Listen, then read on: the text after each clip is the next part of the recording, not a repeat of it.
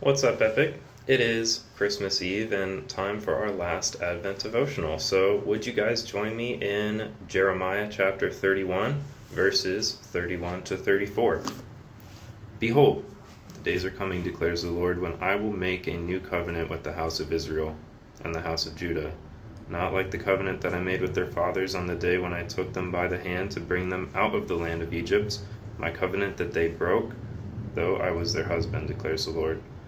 For this is the covenant that I will make with the house of Israel after those days, declares the Lord. I will put my law within them, and I will write it on their hearts. And I will be their God, and they shall be my people. And no longer shall each one teach his neighbor and each his brother, saying, Know the Lord, for they shall all know me, from the least of them to the greatest, declares the Lord. For I will forgive their iniquity, and I will remember their sin no more. Praise be to God. This new covenant is really, really great news for us guys. This whole Advent series, this whole Advent, period of time, we've been awaiting Jesus' coming. We've been waiting for it. It's so close to being here. We've got one more day. But thankfully Jesus came over 2,000 years ago, so this covenant is actually still applying to us. We don't have to wait a day for it to apply to us. But if there's a new covenant, this is referring to an old covenant as well, and I just want to give us some context about the old covenant so that hopefully the new covenant can have a little bit more meaning for us.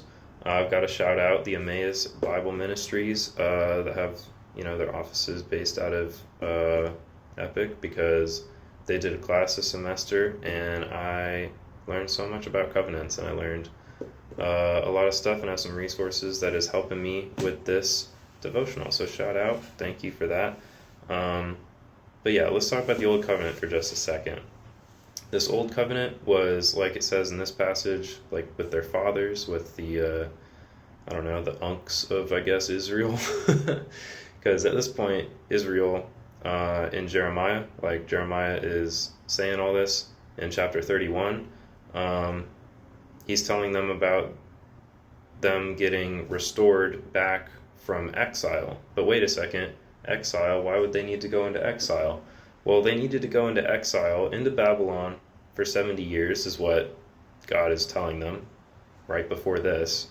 He says, you're going into exile because you weren't faithful to the covenant. The covenant is a promise to remain faithful. That's what a covenant is. The Mosaic covenant, the old covenant that this is referring to, is where God said, hey, if you